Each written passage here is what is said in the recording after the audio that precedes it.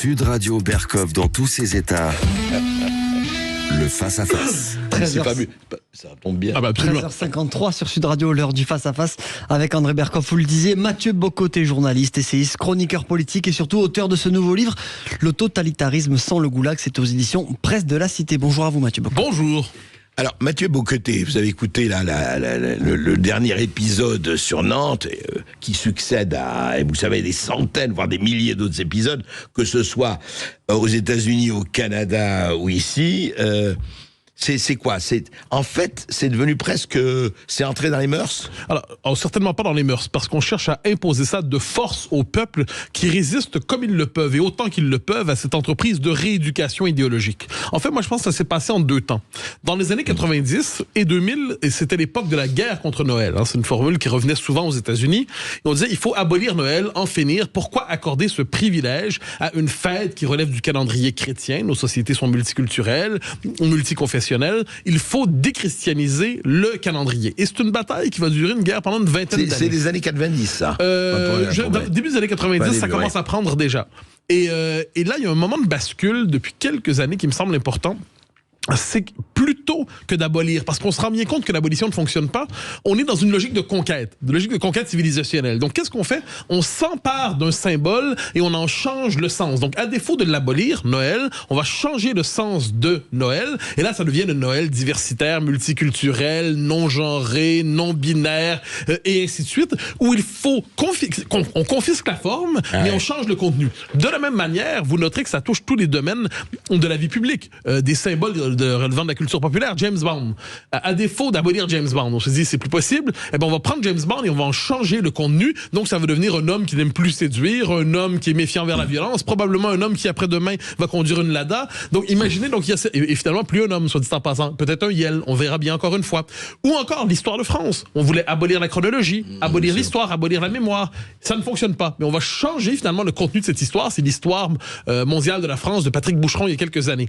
Donc moi j'assimile ça à l'échelle de l'histoire. Vous savez, une civilisation qui ça en remplace une autre, qu'est-ce que ça donne sur c'était le remplacement en d'autres temps des églises par des mosquées, mais aujourd'hui, la conquête woke, appelons ça comme ça, s'empare des symboles de la civilisation occidentale et décide de les falsifier et de les inverser. Et alors, cette falsification et cette inversion, c'est vrai, et puis ça fait déjà quelques décennies que ça fonctionne. On va en parler tout de suite après les informations, et on va prendre le temps d'en parler jusqu'à 14h, parce que, en fait, on va savoir si c'est une guerre gagnée, perdue, où on en est exactement. On va en parler avec Mathieu Bocoté. Avec Mathieu Bocoté et avec vous au 0826 300 300, on prend vos appels et toutes vos interrogations. À tout de suite sur Sud Radio. Avec terredefrance.fr, le premier site d'articles français et patriotes. Terredefrance.fr, le premier site d'articles français et patriotes, présente. Ici Sud Radio. Les Français parlent au français. Les carottes sont cuites. Les carottes sont cuites. Sud Radio Berkov dans tous ses états. 13h03 sur Sud Radio, nous sommes ensemble jusqu'à 14h avec André Berkov, vous et surtout Mathieu Bocoté aujourd'hui qui est avec nous pour son nouveau livre Le totalitarisme sans le goulag. C'est aux éditions Presse de la Cité. Et heureusement, il n'y a jamais eu de goulag sans totalitarisme, donc effectivement, la proposition inverse ne se pose pas. Mathieu Bocoté, vous avez créé un livre, effectivement, vous faites bien et brillamment l'inventaire de ce qui se passe. Alors, toute une partie, on la connaît déjà, bien sûr, c'est-à-dire que, heureusement, justement, par rapport à votre couverture, heureusement, tous n'ont pas les lèvres cousues et ne s'empêchent pas de parler. Et on est un certain nombre et qui effectivement essayons de dire des choses. Mais alors justement, il y a des choses très intéressantes dans votre livre, et je voudrais qu'on parle un peu et qu'on donne des exemples sur effectivement les antifascistes, mais les vrais, pas les ersatz et les sous-vides, notamment Dolores Ibarruri en Espagne, disait no pasarán, ils ne passeront pas, le fascisme ne passera pas. Et vous dites, et c'est intéressant parce que les nouveaux, non pas fascistes, mais enfin les nouveaux totalitaires, militaire, on pourrait dire, le réel ne passera pas. Ça veut dire quoi, ce réel qui ne veut pas, qu'il refuse de voir, qu'il surtout empêche de passer? Alors, vous faites référence au 2e chapitre, l'institutionnalisation du mensonge, 2 points, no passaran, le réel ne passera pas. Et en effet, c'est qu'on a aujourd'hui une idéologie dominante très forte, qui est portée par des médias publics, par l'université, par le milieu de la publicité, souvent c'est par une bonne partie du capitalisme aussi.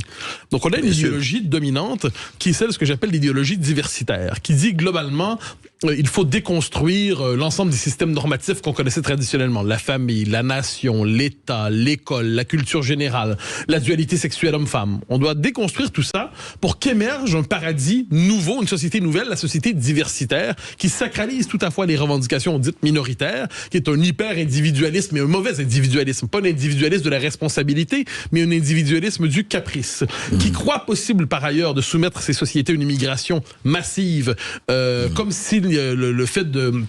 Il n'y avait pas de choc de culture ou de choc des civilisations. Une société... Donc, on a cette espèce de paradis qui nous est proposé. Or, la réalité des faits, c'est que l'idéal diversitaire est chaque jour démenti par le réel. Il est démenti... Montée de l'insécurité comme jamais, insécurité culturelle des peuples occidentaux qui se sentent de plus en plus étrangers chez eux, réduction de la liberté d'expression parce que le désaccord intellectuel est présenté comme toujours un propos haineux. Oui, si vous n'êtes pas d'accord avec moi, il ne faut pas que vous parliez. Exactement, non, et on ne va pas discuter avec vous, on va chercher à vous infréquentabiliser. Alors devant cela, quel est ce no passaran nouveau? C'est que lorsque le réel cogne à la porte, lorsque le réel fracasse l'idéologie, qu'est-ce qu'on fait? Eh bien, le système médiatique dominant, et pas seulement médiatique, cherche à faire en sorte que ce réel ne passe pas, ne soit pas aperçu, ne soit pas visible pour l'ensemble de la population. Il y a différentes manières de le faire. Soit on passe sous silence des faits qui pourraient troubler d'une manière ou de l'autre le grand récit de la diversité heureuse. Donc sur l'immigration massive, on va nous dire tout à la fois que l'immigration massive n'a pas eu lieu, c'est une illusion, c'est un fantasme, et on va nous dire tout à la fois qu'elle est nécessaire, inévitable et formidable. Pour ce qui est de l'insécurité, ça je pense que c'est un élément central. Plutôt que de reconnaître qu'il y a une question d'insécurité majeure, une fragilisation des conditions de l'existence en société, on va réduire l'insécurité en milliers de faits divers en expliquant qu'aucun d'entre eux n'a de signification sociologique ou politique profonde. Celui qu'il y a eu dans la Drôme hier, par exemple. C'est présenté d'ailleurs, vous noterez, l'événement dans la Drôme hier, c'est présenté à la fois comme un fait divers et comme une rixe. Donc c'est présenté comme le résultat d'une bataille entre deux bandes. Oui, c'est un fait divers. Alors que dans les faits, c'est une bande, de jeunes, entre guillemets, qui va agresser. Et ceux qui se défendent sont présentés finalement comme la bande rivale. C'est quand même particulier. Donc, qu'est-ce que c'est le fameux fait divers dont on parle souvent? C'est qu'auparavant, on disait il y a un sentiment d'insécurité. On disait rien de tout cela n'était vrai, tout cela était illusoire. Dupond-Moretti. Évidemment, en fait, ce discours est encore très récent. Mais puisqu'on ne peut plus se contenter de dire que les gens sont fous, paranoïaques, puisqu'on ne peut plus se contenter de dire que tout ça est dans leur tête, parce que les agressions ont vraiment lieu, la notion de fait divers permet de nommer les événements tout en les évacuant, de les mentionner tout en disant qu'il n'y a pas de réflexion politique à avoir sur ça. Et je donne un exemple dans le livre parmi d'autres, l'affaire Lola. Rappelez-vous l'affaire Lola, qui est probablement une des affaires les plus bouleversantes qu'on a pu connaître en France depuis... Le petit de 12 ans qui a été massacré, violé par... C'était atroce. Terrifiant. Par une dame, une Algérienne, je crois, qui était en OQTF, en situation irrégulière. Alors, qu'est-ce qu'on entend très rapidement? Le fait qu'elle soit en situation d'OQTF n'a aucune portée, ne devrait pas peser dans le débat. Et ceux qui disaient, le fait est que si elle est en OQTF, ça veut dire qu'elle ne devrait pas être là. C'est une donnée qui n'était pas négligeable. Ils étaient accusés de faire de la récupération. Ils étaient accusés de faire du populisme. Et le fait et là, il y a eu tout un documentaire, je m'en souviens, sur la 5, pour expliquer que ceux qui voyaient là-dedans une portée politique, une portée sociologique, une portée, autrement dit, voyaient autre chose que dans le fait divers, c'était des récupérateurs méchants. De ce point de vue, j'aime dire le pas de récupération et le nouveau pas d'amalgame. Autrement dit, ne pensez pas quand vous avez un événement devant vous, ne réfléchissez pas, contentez-vous d'y voir un fait divers. Donc voilà ce que j'appelle le no passaran, c'est que le réel ne doit pas être mentionné publiquement parce que le réel viendrait troubler le récit de la diversité heureuse. Mais alors justement, ça pose le problème, c'est vous l'avez en non dit dans votre livre, mais enfin peut-être pas exprimé, mais ça m'intéresse d'avoir votre idée. Vous avez dit à un moment donné, il y a toutes les forces, le capitalisme aussi, tout ça, et il y a quand même quelque chose qui se passe entre la racaille d'en haut et la racaille d'en bas. Je dirais ça veut dire quoi? Je m'explique. Je veux dire par là que moi, ce qui me frappe, c'est par exemple des grandes figures de la diversité, les Traoré et compagnie, sponsorisées par des grandes fabricants de chaussures, de mode, etc. Vous voyez? Est-ce que, alors, quand vous dites ils veulent supprimer justement la nation, etc., est-ce qu'il y a un dessein de la tapisserie, ou c'est vraiment, on veut refabriquer l'homme nouveau, comme a vu lire Pol Pot, mais sans la violence qui était l'apanage de Pol Pot, de Staline, de Hitler, de Mussolini? Alors, vous savez, moi, je crois que les systèmes d'explication qui misent sur je ne sais quelle conspiration et tout ça sont normalement faux pour une raison simple, c'est que la bête humaine n'est pas capable, normalement, d'être capable de planifier une semaine. Donc, imaginez être capable de réussir un plan de domination mondiale structurée. Moi, je laisse de côté ce type d'hypothèse, mais ce que je trouve important, c'est de voir l'idéologie qui commande l'action des uns des autres. Or, quelle est cette idéologie? On nous dit aujourd'hui, globalement, les peuples occidentaux sont de trop. Ils sont de trop parce qu'ils sont finalement des obstacles sur la construction de cette société mondialisée. Y compris des occidentaux disent ça. Oui, bien sûr. Non, mais c'est un discours occidental. C'est le discours des élites occidentales, transnationales, qui est probablement incarné aujourd'hui par Mme von der Leyen de manière caricaturale. En fait, vous savez, il y a des figures. Mme Clinton, Sadiq Khan à Londres, Mme von der Leyen, Justin Trudeau. Ils représentent cette nouvelle caste transnationale, mondialisée à tout le moins, qui juge que la volonté qu'ont les peuples occidentaux globalement de conserver leur identité, c'est un résidu de psychologie réactionnaire. Oui. Donc leur idéal, c'est une société transnationale, sans frontières, une société délivrée de ses peuples, et dès lors, les métropoles. Les métropoles sont vues comme le laboratoire où construire ce monde nouveau. Donc là, la diversité, entre guillemets, quel que soit son visage, est célébrée parce que dans nos métropoles, elle peut devenir majoritaire quelquefois. Donc là, c'est le lieu, et ce week-end, je crois, où il y a quelques jours, la commissaire intérieure de la Commission européenne, une Suédoise dont le nom m'échappe au moment où je crois Gustafsson, mais j'espère ne pas me tromper en le disant, expliquait l'immigration massive est nécessaire pour assurer la survie de l'Europe. Et s'il n'y a pas cette immigration massive, l'Europe va s'assécher, va vieillir, va finalement perdre sa vitalité. Donc, il y a une forme d'idéologie dominante qui veut en finir avec le rapport intime entre un peuple, son territoire, son État, son pays, qui considère que les cultures historiques de nos peuples, les identités, sont généralement des freins au progrès et qui est habité par le fantasme de l'homme nouveau. L'homme nouveau, notamment aujourd'hui, c'est cette idée d'un homme à ce point déraciné, à ce point délivré de ses appartenances qu'il se pourrait ensuite gober tous les discours et peut-être toutes les marchandises. Et on le voit, du wokisme à la diversité, c'est du passé faisons table rase. Oui, mais en fait, c'est assez particulier. Il faut à la fois sacrifier la continuité historique. D'ailleurs, je cite un grand démographe français d'aujourd'hui, à tout le moins c'est ainsi qu'il se présente, qui explique que jamais les Français n'ont eu droit à la continuité historique. Et c'est de cette manière-là qu'on explique aujourd'hui que l'immigration massive n'est pas un problème. Vous craignez de devenir étranger chez vous, vous craignez de perdre votre culture, mais en fait, vous n'avez jamais été majoritaire chez vous. Et vous n'avez jamais eu de culture. Rappelez-vous un certain président. Absolument. Donc, si vous n'avez pas de culture, et si vous n'existez pas comme peuple, et si vous n'êtes en fait qu'une espèce de flux insaisissable sans culture ni identité, pourquoi avez-vous peur de disparaître? Cette peur de disparaître n'est alors, de ce point de vue, qu'une forme de racisme, de xénophobie, alimentée par des fomenteurs de haine. Et là, on tombe une autre chose qui est assez intéressante dans tout ça. Rappelez-vous, au temps du communisme, comment expliquait-on l'échec du communisme lorsqu'on cherchait à l'implanter? On disait qu'il y avait des saboteurs. Il y a des saboteurs qui empêchaient la réalisation de la société idéale. De ce paradis sur Terre. Exactement. Et si c'était pas d'eux, eh bien, on pourrait aller beaucoup plus loin dans une société parfaitement réconciliée. Quel est le nouveau visage du saboteur dans le discours médiatique dominant? C'est ce qu'on appelle les propagateurs de haine et les polémistes haineux. Probablement, on est probablement tous les deux dans cette catégorie du point de vue du discours médiatique. Et qu'est-ce qu'on nomme polémiste haineux? C'est simplement celui qui nomme la réalité des choses en disant ça ne va pas aussi bien que vous l'affirmez, ça ne va pas aussi bien qu'on le dit et qu'on le répète. Alors qu'est-ce qu'on doit faire devant un discours qui trouble? Soit dit en passant, il suffit en fait d'une seule voix pour que le système se dérègle, parce que le régime diversitaire, comme je l'appelle, est convaincu d'une chose, en fait il est conscient d'une chose, il ne tient que par la peur qu'il inspire à la population, la peur de perdre son emploi, la peur d'être chassé de la vie sociale, la peur d'être poursuivi. La peur de mourir, le Covid. Oui, etc. Mais on peut y revenir aussi, parce que c'est pas sans lien. Et la peur devient l'instrument principal pour assurer une population qui est en état auprès de soumission permanente. On en parle tout de suite après cette petite pause. Non, pas du tout. Au contraire, c'est très passionnant. Mathieu Bock-Côté, voilà, une petite pause et nous repartons. Et on prendra vos appels au 0826 300 300. À tout de suite avec Mathieu Bock-Côté. Terredefrance.fr, le premier site d'articles français et patriotes, présente. Ici Sud Radio. Les Français parlent au français. Je n'aime pas la blanquette de veau. Je n'aime pas la blanquette de veau. Sud Radio Berkov dans tous ses états. Mathieu Bock-Côté aussi, le totalitarisme sans le goulag chez La Cité, aux éditions de La Cité. Effectivement, Mathieu Bocoté, mais parlons-en un peu, et on en parlait hors antenne, et nous avons tous été au départ un peu sidérés, il faut le dire, mais je voudrais revenir à cette extraordinaire expérience de la gestion. Je ne dis pas qu'il y avait rien à dire, hein, il ne s'agit pas de rentrer dans vax, anti-vax, etc. Mais ce management par la peur, c'est se gouverner par le chaos, où on nous a dit, si vous ne faites pas ça et ça et ça, vous êtes mort, sans parler des suspensions. Oui, alors c'est l'expérience de la COVID est une expérience particulière. Parce que moi, comme d'autres, en fait, j'ai fait mon autocritique, comme on disait chez les maoïstes autrefois, ou mon mea culpa. Les 6 premiers mois, la première année, je dirais les 6 mois, 1 an, comme tout le monde, je dis, bon, si la peste est de retour, ben, on reste chez soi. Et on suit les consignes données. Et là, plus le temps passait, plus on se disait que, manifestement, nos gouvernements ont probablement fait ce qu'ils pouvaient au début, mais ils ont basculé rapidement, ils ont goûté le plaisir qu'ils avaient, manifestement, à pouvoir encadrer et contrôler de manière maximale les rapports sociaux.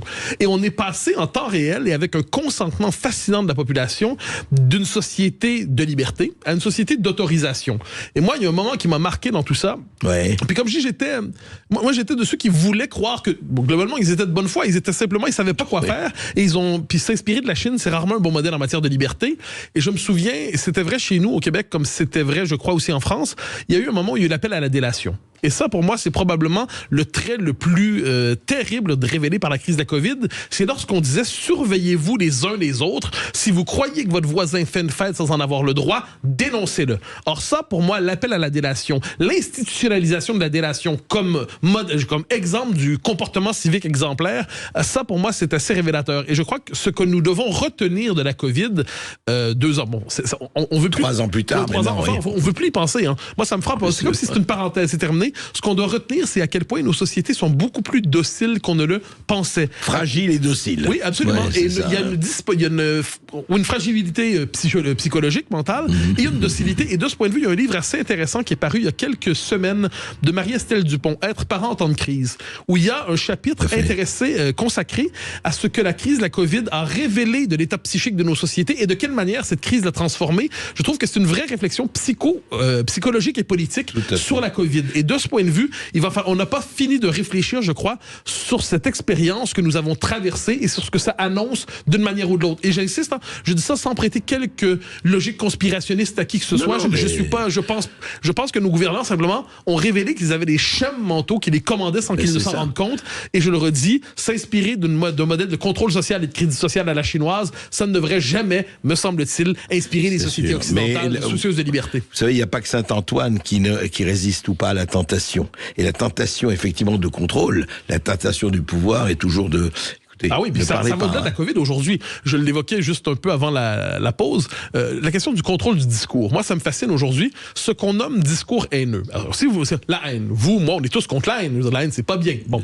Le problème, c'est quand on voit la définition de la haine qui est proposée. Et la haine, aujourd'hui, quand on regarde soit la définition des grandes plateformes, mais aussi des gouvernements qui font des lois contre des propos haineux, globalement, si vous n'êtes pas enthousiaste devant justement l'idéal diversitaire, si vous contestez certaines revendications minoritaires, vous êtes dans le discours haineux. Et le discours haineux typique aujourd'hui, je vais vous donner un exemple qui vient du Québec, mais qui est intéressant, parce que ça a traversé l'Atlantique. C'est déjà en Europe aussi, en France. Il y a eu, ces derniers mois, une volonté de la mouvance des drag queens. Vous savez, les hommes qui se déguisent en femmes hypersexualisées, d'aller lire des contes dans les bibliothèques scolaires pour les enfants. Et ça s'est passé en France aussi, tout à fait. Et là, donc, des parents, avec raison, disent, un instant, c'est quoi ça? Pourriez-vous ficher la paix aux enfants? Dire, soyez drag queen comme vous le voulez, c'est de la culture de la nuit, c'est la culture de l'exubérance, très bien. Mais est-ce qu'on pourrait ficher la paix aux enfants là-dedans? Et réaction de plusieurs chroniqueurs chez nous, mais aussi chez vous en ce moment, eh bien, voici le nouveau visage de l'extrême droite et de la haine, qui est le refus de la diversité. Donc, refuser la présence de drag queen à l'heure du conte dans les écoles pour les enfants, c'était le nouveau visage de l'extrême droite. Si ça ne nous confirme pas à quel point le concept d'extrême droite sert aujourd'hui simplement à stigmatiser tous ceux qui n'embrassent pas chaque nouvelle étape du pseudo-progrès, eh ben, on comprendra jamais rien. Le nouveau cache-sexe du totalitarisme. Ah ben oui, c'est vraiment ça. Ben moi, je le dis de manière un peu provocatrice, mais je crois que c'est vrai surtout, on a l'habitude de dire l'extrême droite, c'est le principal danger. Bon, moi, je fais tout un chapitre pour dire, je n'ai pas trouvé de définition convaincante de l'extrême droite. Je n'en vois pas. Pour moi, c'est un concept qui sert non pas à décrire, mais à décrier.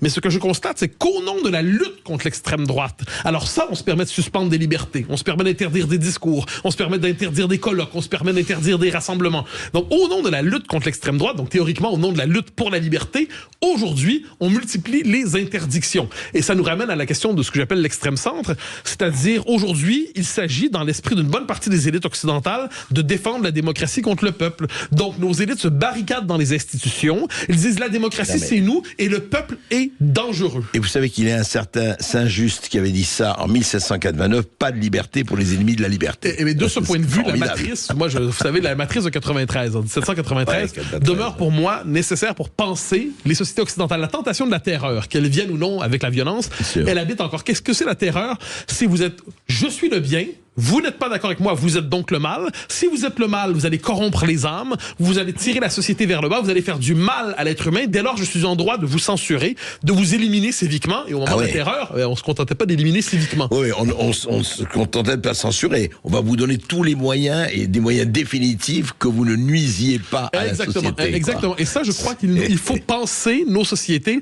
à travers cette tentation de la terreur qui revient. Alors, on s'entend. Je le dis, c'est une terreur sans engoulag. Il faut vraiment insister.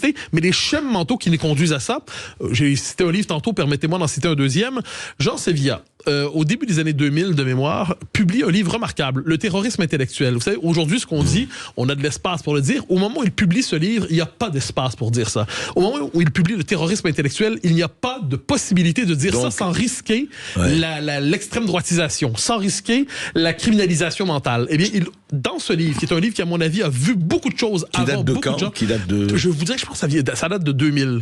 Donc, le terrorisme intellectuel, Jean Sevilla, il a vu des choses, et si, puis ça, je le dis dans mon avant-dernier chapitre et le dernier chapitre, si tous ceux qu'on a diabolisés depuis 30 ou 40 ans, on les avait écoutés même minimalement, bien des problèmes que nous avons comme société aujourd'hui ne seraient pas là. Pensez au traitement réservé, par exemple, je donne cet exemple, à un écrivain comme Jean Raspail, qu'on a présenté à cause du camp des saints comme un homme d'extrême droite, raciste. Renaud Camus. Et on aime ou n'aime pas Renaud Camus, mais enfin, on l'a ostracisé à mort. Et regardez dans d'autres sociétés, aujourd'hui, on le voit aux États-Unis, eh bien, la tentation de canceller, comme on dit, de l'espace public. Donc, si vous dites quelque chose qui déplaît, eh bien, on ne va pas vous répondre. Vous savez, l'argument, cette vieille technique libérale qui consistait à avoir un désaccord civilisé, mais ce qu'on fait dans ce contexte-là, on décide de chercher à canceller, c'est le mot. Et ça, c'est la dynamique, en fait, c'est une dynamique proprement totalitaire. La phrase, en tout cas, qui est à exclure absolument, qu'on entendait très souvent, nous sommes tombés d'accord sur nos désaccords. Ah oui, agree to disagree. Ça va plus, là. Et Pierre Chaunu a cette formule, si je ne me trompe pas, c'est bien lui, l'art de la démocratie consiste à savoir se diviser en paix.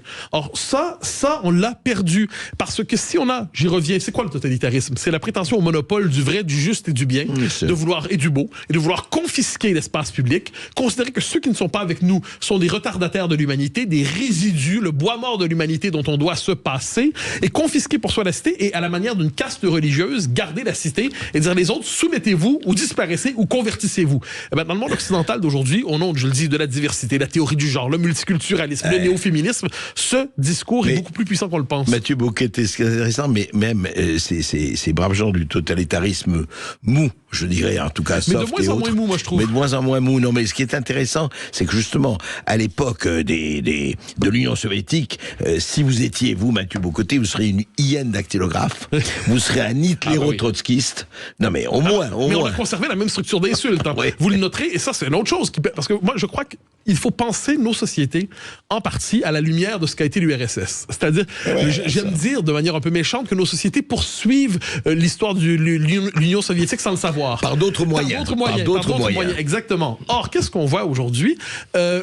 En URSS, quand vous étiez contre la révolution, vous étiez un contre-révolutionnaire. Vous n'étiez pas un dissident politique, vous étiez un cas psychiatrique. La contre-révolution, par rapport au communisme, était vu comme un problème psychiatrique. Aujourd'hui, si vous êtes en désaccord avec la théorie du genre, vous êtes transphobe. Si vous êtes contre l'immigration massive, vous êtes xénophobe. Et là, faites la liste des phobies inventées. Si vous êtes critique de l'Union européenne, vous êtes europhobe. Eh si vous êtes phobe, vous êtes chassé du domaine de l'espace public. Vous avez un problème de santé mentale. Comme quoi, le progressisme aujourd'hui réclame non seulement le monopole du vrai, du juste et du bien, mais même de la santé mentale. Et vous êtes dans la cage aux phobes, comme disait Philippe Muret. Absolument, qui est un écrivain tout à fait remarquable. On se retrouve juste après une petite pause avec Mathieu Bocoté. À tout de suite. Et vous, auditeurs du Sud Radio. Terredefrance.fr, le premier site d'articles français et patriotes, présente. Ici Sud Radio. Les Français parlent aux Français. Les carottes sont cuites. Les carottes sont cuites. Sud Radio Berkov dans tous ses états. Et nous continuons avec Mathieu Bocoté, le totalitarisme sans le goulag. Et on peut se demander aujourd'hui, effectivement, il y a eu la période des grands massacreurs, il faut le dire, de Staline à Hitler, en passant par Mussolini, Pol Pot et autres, à d'autres d'ailleurs massacres connus. Moi, je suis très frappé, je ne sais pas, je vous frappe que, alors certains, effectivement, au Proche-Orient, on voit ce qui se passe, c'est totalement dramatique, et là, on en parle beaucoup. Mais vous remarquez, Mathieu Bocoté, juste comme ça en passant, que quand l'Arabie Saoudite a massacré 400 000 Yéménites, il n'y a pas eu grand-chose, et je ne parle pas de ce qui s'est passé en Irak, je ne parle pas de ce qui se passe entre le Pakistan et l'Afghanistan aujourd'hui, je ne parle pas de ce qui se passe en Afrique du Nord, enfin bon, là aussi, il y a les deux poids, deux mesures et la géométrie variable. Dans le cas les cas que vous évoquez, c'est que le massacreur n'avait pas le visage qui inspire l'indignation, entre guillemets. C'est ce les morts, chaque mort est tragique. Chaque mort est tragique. Mais permettez-moi de revenir. Je fais le lien avec ce qui se passe en France.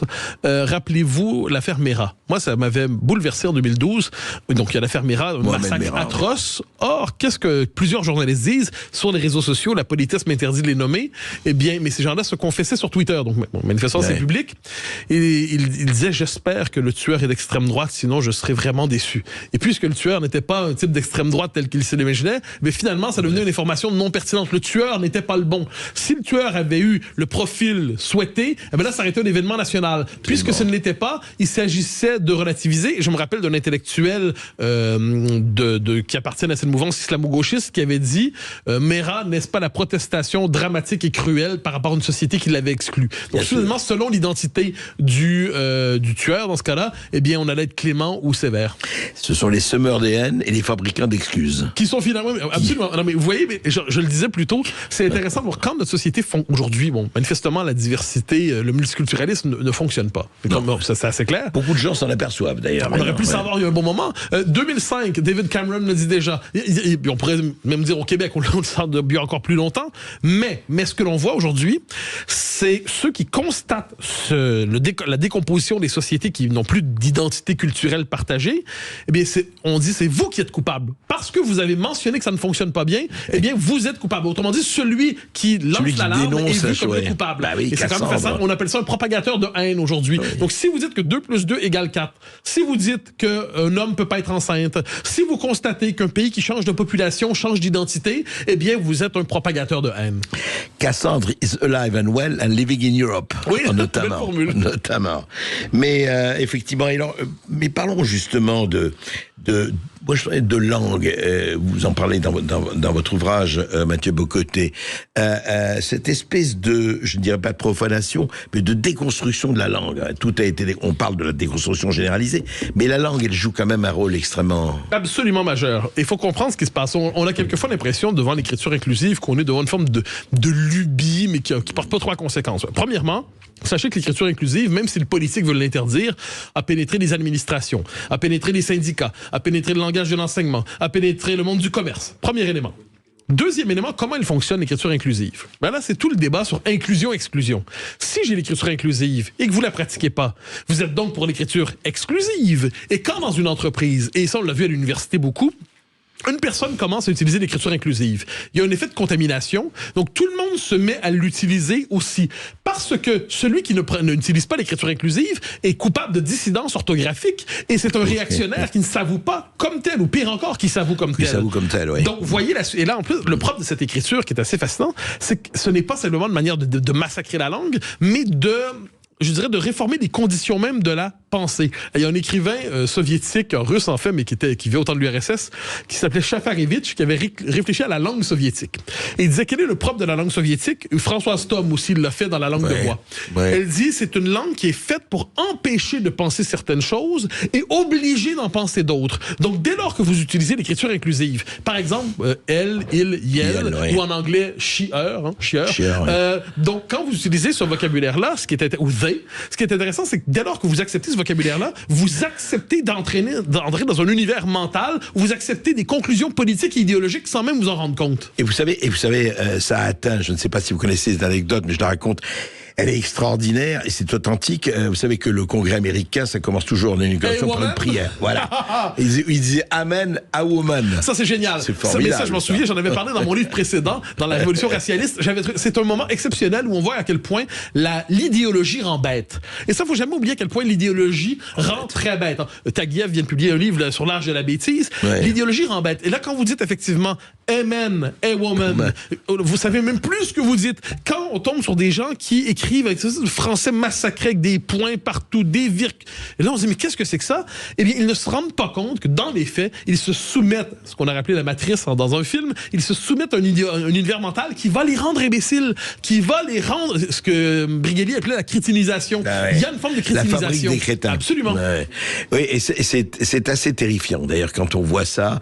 Et justement, cette espèce est-ce qu'il n'y a pas quand même quelque part l'expansion de l'intérêt, du conflit d'intérêt, on l'a vu, mais l'expansion de la bêtise. Ah oui. Il y a quand même quelque chose, la bêtise au front de taureau. Mais qu'est-ce qui nous protégeait de la bêtise? Il y avait à la fois la culture générale, je crois que c'est la première chose. La culture générale, la vraie, nous rappelle une chose, que toutes les époques n'ont pas pensé de la même manière. La culture générale, qui nous donnait une place centrale au texte de l'Antiquité, nous obligeait, pour de la plus belle manière, à un dialogue permanent avec des hommes qui ont écrit il y a plus de 2000 ans, et qui nous disait quelque chose de nous-mêmes alors que les époques ne sont plus du tout les mêmes. Une époque qui pratique ce que Finkielkraut appelait l'ethnocentrisme de l'actuel, qui s'enferme en elle-même, qui ne voit que son nombril, qui n'imagine pas que l'être humain puisse être autre sans être monstrueux. Oui, une telle époque se condamne, oui, à la bêtise la pire. Et c'est ce qui fait qu'on revise l'ensemble du passé pour le soumettre. Vous voyez, la réécriture de l'histoire aujourd'hui, c'est fascinant.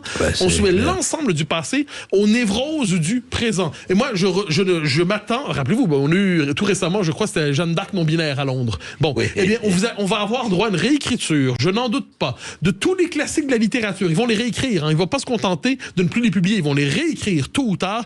Vous croyez que ça se fera? Et qu'on laissera faire. En fait, vous savez, on ne veut jamais laisser faire. Ce qu'on laissera Prenez faire. l'exemple, on en a parlé il y a quelques mois, de Roald Dahl. On a commencé à le grand humoriste écrire pour l'enfant. Chocoloterie, et ainsi de suite. Donc, on a commencé à biffer des mots qui choquaient. Ensuite, on a changé ces mots-là pour d'autres mots, des mots qui ne choquent pas. Quand vous vous donnez le droit de rééditer les œuvres, de les repenser à la lumière de l'idéologie présente, eh bien, permettez-moi de revenir à cette idée, mais vous pratiquez la réécriture de l'encyclopédie soviétique. C'est-à-dire, on reproduit des schèmes, des comportements, des travers qu'on a vus au XXe siècle, mais puisqu'on a voulu retenir les leçons d'un seul totalitarisme, le nazisme, atroce, barbare, mais qu'on a refusé de penser les leçons de l'autre totalitarisme, eh bien, il continue de nous travailler, même dans un de ses héritages les plus étranges, l'antifascisme, on le disait plus tôt, alors que c'est un héritage, faut jamais oublier, l'antifascisme, ça n'a jamais été une lutte contre le fascisme, c'était idéologiquement une manière de réduire au fascisme ceux qui étaient contre le communisme à l'époque. Et bien ça, on le vit encore aujourd'hui, et on nous expliquera demain ou après-demain. Mais Winston Churchill disait, les antifascistes d'hier seront les fascistes d'aujourd'hui. Oui, et ça, on le voit très bien. Et notez cela dit, ça j'en parle dans le livre à un moment donné, quand on dit ces communistes-là sont tellement terribles, entre guillemets, ces antifas-là sont tellement terribles qu'ils sont fascistes. Un instant, le fascisme a tué terriblement, mais les communistes aussi ont tué à leur manière. C'est comme si le communiste qui devient vraiment atroce devient fasciste. Non, il demeure communiste. Donc, il faut se rappeler que les totalitarismes en la matière étaient atroces, les deux. C'est toujours l'un reste le camp du bien. Oui, exactement. Même dans l'horreur, l'un est moins pire que l'autre. Vous savez, en ces matières, moi, tout ce qui, d'une manière ou de l'autre, a servi l'homme mérite d'être condamné. Et ce qui fait qu'aujourd'hui, il y a la rencontre entre deux questions. On a beaucoup parlé ces dernières années avec raison d'identité. Puis Dieu sait que c'est une question qui m'importe, qui est fondamentale. Je suis québécois. Ça fait 400 ans, en fait 250 ans depuis la conquête anglaise qu'on se bat pour préserver notre identité en Amérique. Mais la question de l'identité croise aujourd'hui celle de la liberté. Et je pense que la question de la liberté et de l'identité aujourd'hui se fécondent l'une l'autre. Sont indissociables. Elles devraient être indissociables. Mais je pense qu'elles le sont fondamentalement. Elles sont nécessaires pour résister aux nouvelles dynamiques d'asservissement qui se présentent à nous, prétendant encore une fois nous émanciper, mais qui dans les faits nous assujettissent. On va recevoir, je crois, nos auditeurs. Il y en a beaucoup. Oui, on a Serge qui nous appelle depuis Vichy. Bonjour Serge. Bonjour Serge. Bonjour André. Bonjour à Mathieu. Bonjour. Que j'écoute toujours avec plaisir sur CNews. Et je rebondis juste sur ce qu'il vient de dire. Effectivement, il y a un problème on va vous empêcher de penser. Je prends un exemple très frais. Oui. C'est The Sound of Freedom. Sound of Freedom, oui, le film. Voilà. Le film, oui, absolument.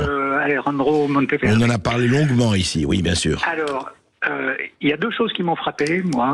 C'est, d'une part, tout ce qui concerne la production et les acteurs. L'acteur principal est chrétien. Mais ça va pas du tout, ça. Jim Caviezel, qui a quand même se fait une très mauvaise réputation à une époque pour incarner Jésus dans le film de Mel Gibson. Tout à fait. Mel Gibson, qui est producteur exécutif du film. Distribué en France par un producteur qui est lui-même chrétien. Un distributeur chrétien. Sage, c'est chrétien. Et à la fin du film, moi, ce qui m'a beaucoup interrogé, c'est toutes les statistiques qui sont données pour montrer l'explosion de l'esclavage à l'heure actuelle dans le monde. On nous donne tout un tas de chiffres, non seulement l'asservissement des enfants, mais même l'asservissement des adultes. Oui, bien sûr. Et il se trouve que je n'ai pas l'impression, mais je suis peut-être très, très mal informé, mais j'ai pas l'impression que les chrétiens participent beaucoup dans l'esclavage en ce moment. En tout cas, une bonne partie d'entre eux, sauf peut-être dans les réseaux pédophiles, mais ça, on va pas rentrer dans la théorie du complot, parce que là, ça sera... Voilà.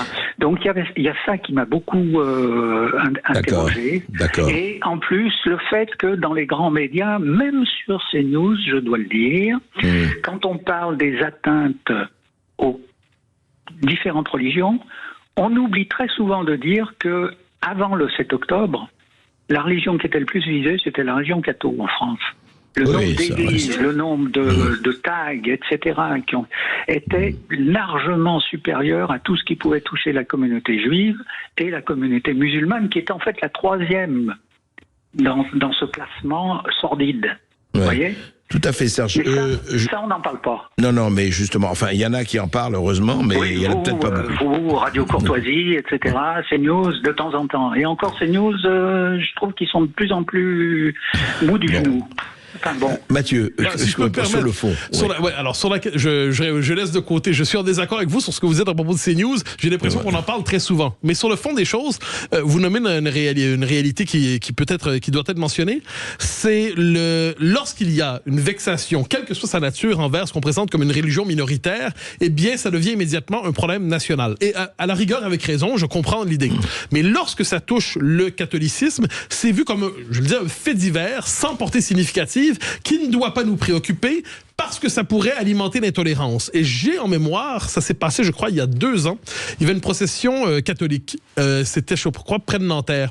Et là, des gens, il y a une agression en disant que vous n'êtes plus ici, les catholiques, vous n'êtes plus chez vous. Ceux qui attaquent ont je pense, se revendiquent de l'islam. Je le dis sous toute réserve, mais de mémoire, c'était ça. Or, c'était vraiment une agression religieuse, dans ce cas-là, par des islamistes contre des catholiques. Et qu'est-ce qu'on voit à ce moment très particulier? Ça ne perce pas dans les médias. Ce n'est pas considéré comme un événement majeur. Pourquoi? Parce qu'encore une fois, l'agresseur n'était pas le bon et l'agressé n'était structurellement pas agressable. Parce que puisqu'on se dit, le catholicisme est majoritaire, il a structuré l'histoire de France, dès lors, il est naturellement en position de domination, il ne saurait être victime de quelque persécution que ce soit. Donc ça, le traitement médiatique est quelquefois tend à déformer la réalité. Non, mais ce qui est extraordinaire, encore une fois, c'est parce qu'il est majoritaire, donc on peut appliquer les 2 poids 2 mesures et l'indignation à géométrie variable. Je crois que le 2 poids 2 mesures est probablement, je parle pour moi, je crois pas que je ne parle que pour moi, ce qui choque le plus le commun des mortels aujourd'hui. La plupart des gens pensent pas à temps plein à la politique, à l'idéologie, l'idéologie. Avec raison, on a nos vies. C'est l'injustice. Mais on ressent intimement le traitement médiatique déséquilibré. On ressent intimement le fait que globalement, le récit médiatique a décidé de laisser passer sous silence ce qui trouble l'idéologie dominante et de parler sans cesse. Remarquez quelquefois sur le service public, je me permets de le dire, les idéologues les plus radicaux de la gauche la plus radicale sont accueillis à la manière de grands penseurs et dans une forme de complicité un peu étonnante. De dire, ah oui, c'est sûr, on est tous d'accord entre nous, et ainsi de suite. Vous savez, sur le service public, moi j'aime dire quelquefois de manière un peu méchante, l'extrême droite commence au centre-gauche. Mais le service public est un safe space, monsieur Bocoté. Vous savez que c'est pas que français, cela dit. Si vous regardez le service public au Canada, la BBC, eh bien partout. Donc il y a manifestement une idéologie dominante dans ce qu'on appelle la chattering class, dans l'intelligence, la classe bavarde, et on le voit plus que jamais. On va marquer cette courte pause et après on aura Stéphane qui nous appelle au 0826 300 300. À tout de suite sur Sud Radio. Terredefrance.fr, le premier site d'articles français et patriotes, présente. Ici Sud Radio. Les Français parlent au français. Je n'aime pas la blanquette de veau. Je n'aime pas la blanquette de veau. Sud Radio Berkov dans tous ses états. 13h48 sur Sud Radio, dernière ligne droite. On est toujours avec Mathieu Bock-Côté jusqu'à 14h qui nous présente son livre Le totalitarisme sans le goulag. Et puis nous avons Stéphane au 0826 300 300. Bonjour Stéphane. Bonjour Stéphane. Bonjour André, bonjour Mathieu Bock-Côté, bonjour à l'équipe et aux auditeurs. J'ai une première remarque concernant le titre de votre livre. André, je vous en veux beaucoup. Je vais être encore obligé d'acheter un livre. Oui, c'est vrai. J'ai du mal à suivre, mais vraiment, en tout cas, mais vous savez, on nous présente ici que les livres qu'on aime. On va pas perdre du temps à critiquer des livres qui nous apportent rien. Pour ça. C'est sans doute pour ça que je les achète aussi. Je relève que malgré tout, totalitarisme sans le goulag, je relève malgré tout que pendant la période de Covid-19, on a eu quand même des camps qui auraient existé en Australie. Je dis aurait parce que j'ai pas pu le vérifier moi-même, mais bon, c'est quand même quelque chose qui a été... Il y a eu en Australie des choses terribles, et peut-être pas forcément qu'en Australie. Voilà. Donc éventuellement, j'aimerais entendre Mathieu Bock-Côté à ce sujet, mais c'est pas le point le plus important de mon intervention. Je vous écoutais, Mathieu Bock-Côté, juste un peu plus tôt, enfin une bonne vingtaine de minutes avant, vous sembliez dire, en tout cas c'est ce que moi j'en ai retenu, vous me reformulerez, que les politiques ont réduit nos libertés parce qu'ils y ont pris goût, ils ont, semble-t-il, découvert les choses et se sont dit, on y va. Voilà, c'est mon interprétation de ce que je vous ai entendu dire. Moi, sans vous embêter avec ma vie personnelle, j'ai 30 ans de gestion de projet dans l'informatique. J'ai commencé d'abord comme de façon empirique et ensuite de façon professionnelle. Et aujourd'hui, je sais dire que quand je vois un plan se dérouler devant moi, je sais reconnaître que c'est un plan. Et donc je juge, avec la subjectivité qui est la mienne, que tout cela n'est pas arrivé par hasard. Et moi je vois que ce déroulement méthodique et des fois coordonné relève d'un plan. Et cette accélération des choses me semble de plus en plus évidente. Sans parler des outils de contrôle qui existent déjà en nombre dans la loi, des fichiers, des traitements, etc. Mais ça mériterait une autre émission.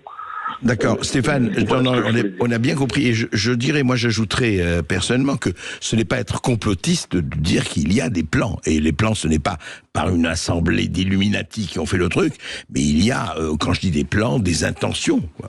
Alors moi, je parlerais plutôt d'idéologie. C'est-à-dire, qu'est-ce que c'est une idéologie? C'est on adhère à une idéologie globalement à travers certains principes, une certaine vision du monde, sans se rendre compte nécessairement qu'on adhère à ses conséquences. C'est-à-dire, on ne voit pas ce à quoi on adhère quand on adhère à une idéologie ou une manière de se représenter le monde. Et au moment de la COVID, moi je reviens là-dessus, moi je ne suis pas de ceux qui y voient un plan. Ce que je vois simplement, c'est que nos gouvernements ont eu une réaction de panique. Bon, il y a un schéma initial, puis que je comprends, je l'ai eu aussi. Donc il y a un schéma initial, on dit qu'est-ce qu'on doit suspendre la vie en société. Là, il y a une pression médiatique qui commence. en disant « Mais vous avez toléré encore tel espace de liberté, tel espace de liberté. N'est-ce pas la preuve que vous n'êtes pas assez vigilant pour la santé des gens? » Le commun des mortels s'est dit « Mais la santé, c'est important. Donc, on va restreindre encore plus les libertés. Et les restreindre. Et les restreindre. » Et dès lors qu'on s'est engagé là-dedans, on est engagé dans un modèle qui est une société non pas de liberté, mais d'autorisation, où le contrôle social est vu comme l'expression du bien commun. Et il a fallu s'arracher à ce modèle. La question qu'on veut se poser, puis on n'est plus au temps de la COVID, mais la question qu'on veut se poser, c'est que reste-t-il de ça? Et qu'est-ce qui se passe demain si une crise semblable? Moi, j'ai un passage dans le livre sur la suite de ça, c'est quand la crise climatique, ou ce qu'on présente comme telle, quand la crise climatique va se radicaliser, est-ce qu'on va nous dire, l'heure est venue des confinements climatiques, l'heure est venue de restreindre vos libertés pour ça. Je donne juste un exemple. Est-ce qu'il va falloir, par exemple, s'assurer que chacun ait désormais son passeport climatique, avec le nombre de voyages en avion permis, le nombre de kilomètres qu'on peut faire en voiture, ce qu'on peut prendre comme viande, tout ça. Nous n'y sommes pas. Je suis persuadé que les écolos radicaux y pensent. Oui, mais quand vous dites que justement par rapport au Covid, ils n'avaient peut-être pas, ils n'avaient peut-être pas un plan et effectivement ils ont couvert au fur et à mesure.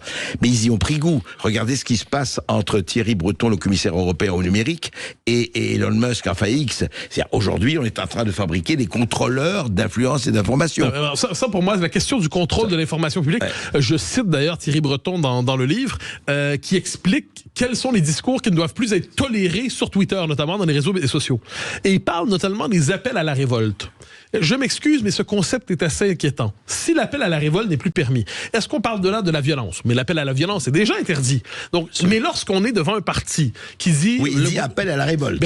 C'est comme tel. Donc, est-ce qu'on peut considérer aujourd'hui, par exemple, la volonté de sortir de l'Union européenne? Je ne dis pas que c'est le cas, mais ceux qui le voudraient, est-ce que c'est un appel à la révolte? L'appel à voter pour des partis dits populistes ou étiquetés par l'extrême droite par le système médiatique, est-ce que c'est un appel à la révolte? L'appel à dire, on va manifester contre telle ou telle mesure gouvernementale, pensez à la révolte des retraites, est-ce que c'est un appel à la révolte? Donc ça, de ce point de vue, la tentation, je crois que les élites diversitaires mondialisées, pendant quelques années, on a vu les réseaux sociaux, on se dit mais qu'est-ce qu'on fait? On maîtrisait globalement les canaux d'information de la population. Il y avait un pluralisme, c'est un pluralisme limité. Là, ça explose, ça sort de partout. Donc la volonté de reprendre en main le narratif public, le discours public, de fixer des balises, de dire ce qu'on peut dire, ce qu'on ne peut pas dire. Rappelez-vous, il y a quelques années, en France même, l'idée de faire une loi sur les fake news, qui aurait fait en sorte qu'on aurait décidé de dire quelle est la vraie bonne information, mauvaise information. Il y aurait qui décide que c'est une fake news ou pas? Il y aurait un réel officiellement estampillé et autorisé. C'est censé. Donc, cette tentation liberticide qui apparaît partout en Occident, puis je reviens toujours sur ça, partout en Occident, il faut voir à quel point ces courants d'idées aujourd'hui traversent l'ensemble de nos sociétés. Bien sûr. Cette tentation, prenez un petit exemple qui vient de l'Écosse. L'Écosse, qu'on aime tous, je crois. Il y a 2-3 ans, il y a une loi sur les propos haineux qui a été votée. En Écosse. Par Humza Yousaf, qui était à l'époque le ministre de la Justice en Écosse, et qui a interdit, je cite, les propos haineux à la maison. Alors là, on s'entend. Propos haineux ou non, la question n'est pas là, c'est que chez vous, désormais... À la maison, vous dire chez vous, dans votre foyer. Donc parce qu'il ne doit pas y avoir de sanctuarisation du domicile pour les propos haineux.